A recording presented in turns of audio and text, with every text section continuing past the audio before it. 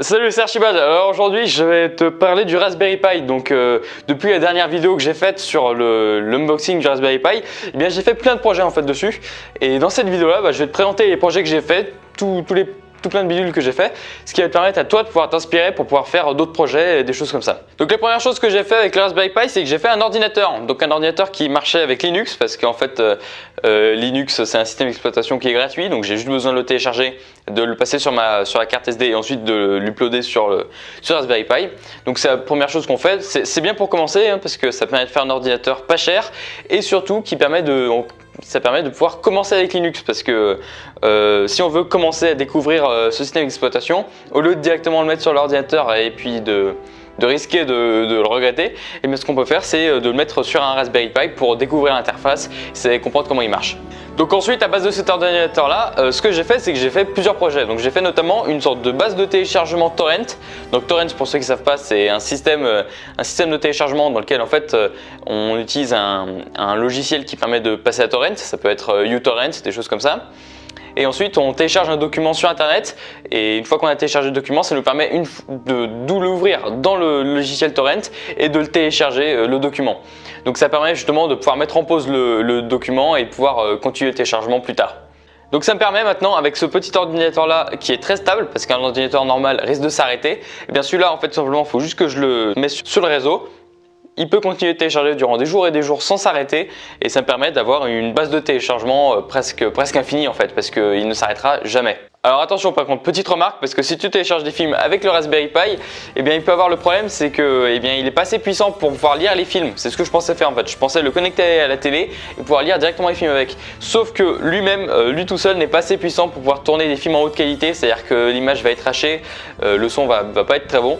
Donc ce qu'il faut faire, la meilleure technique, c'est on télécharge sur Raspberry Pi et ensuite on passe avec un disque dur ou une clé USB, on le met dessus pour ensuite le lire directement sur la télé ou sur un vrai ordinateur. Ensuite, ce que j'ai fait, c'est que j'ai essayé de faire une station VPN avec ça. C'est-à-dire qu'en fait, dessus, j'ai installé un VPN qui s'appelle NordVPN. Donc en fait, directement, c'est pas NordVPN directement qu'on télécharge dessus, c'est une sorte de version alternative pour Linux. Et une fois qu'on a choisi le serveur sur lequel on veut se connecter sur NordVPN, eh bien ça permet d'avoir une station comme le Raspberry Pi qui est stable, et en fait une fois qu'on s'est connecté dessus, il suffit juste de faire le partage de connexion et on peut se connecter avec n'importe quel autre outil, que ce soit un ordinateur, un téléphone, une tablette, et on peut se connecter sur la connexion partagée du Raspberry Pi qui elle est sur le VPN. Ça permet justement au lieu de devoir sur l'ordinateur ou la tablette ou le téléphone, on n'a pas besoin de se connecter directement sur le VPN, mais juste de changer de réseau Wi-Fi pour avoir un autre Wi-Fi qui a une adresse IP à l'autre bout du pays ou alors dans un autre pays, sur un autre continent et tout ça. Ensuite, mon deuxième projet, ça a été de fabriquer une console rétro, parce qu'en fait, ce petit ordinateur là, il permet de faire plein de choses, et un projet qui est très connu, c'est de fabriquer une console rétro. C'est-à-dire que dessus, on met un autre système d'exploitation, que ce serait par exemple RetroPie, je crois, oui, RetroPie, qui permet justement de pouvoir lire des ROMs de consoles de jeux rétro. Donc ça part vraiment de plein de consoles différentes. Ça va de l'Atari 2600 jusqu'à la Nintendo 64, je crois. Vraiment, on peut faire plein de jeux différents. Alors il faut faire attention, parce que lorsque tu veux faire une console d'émulation, ce que tu as besoin c'est d'une manette.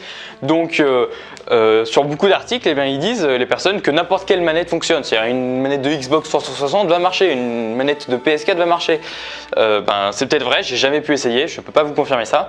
Mais par contre, en fait, j'ai acheté cette manette pas chère d'ordinateur. En fait, c'est juste une manette avec un port USB qui est censé marcher sur ordinateur. Elle marche très bien sur ordinateur, mais par contre, j'ai essayé de la brancher sur Raspberry Pi, elle ne marche pas. C'est-à-dire, je ne peux pas rentrer dans la configuration. On ne peut pas la configurer pour qu'elle marche sur Raspberry Pi. Par contre, j'ai acheté cette réplique de manette de Nintendo 64. Elle, par contre, marche très bien. C'est-à-dire qu'en fait, on la branche en USB, parce que le Raspberry Pi a des ports USB. Donc, on la branche en USB.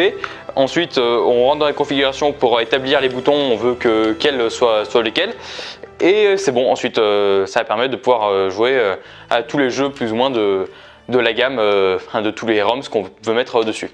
Alors à l'origine sur la console d'émulation il n'y a pas beaucoup de jeux, hein. Il y a juste quelques jeux sur quelques consoles, mais c'est pas grave, hein. Le but de ça c'est donc pouvoir rajouter des jeux.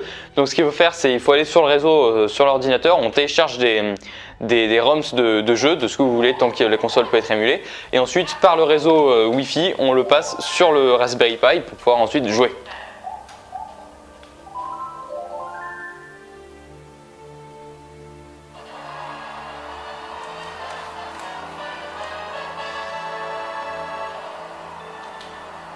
Bon voilà, j'espère que la vidéo t'aura plu. Si tu veux d'autres de ce genre, dis-moi le dans les commentaires. Je t'invite d'ailleurs même toi-même, si tu as fait d'autres projets de Raspberry Pi, je t'invite à me le dire. Dire les autres projets que tu as fait, des choses comme ça, les projets que tu veux faire. Ça me permettra à moi de pouvoir développer des projets ou alors même de pouvoir essayer d'approfondir le sujet pour te présenter d'autres choses. Bon, j'espère que la vidéo t'aura plu. Je t'invite à mettre un pouce bleu, à la partager. Sur ce, compagnon, je te dis à une prochaine fois.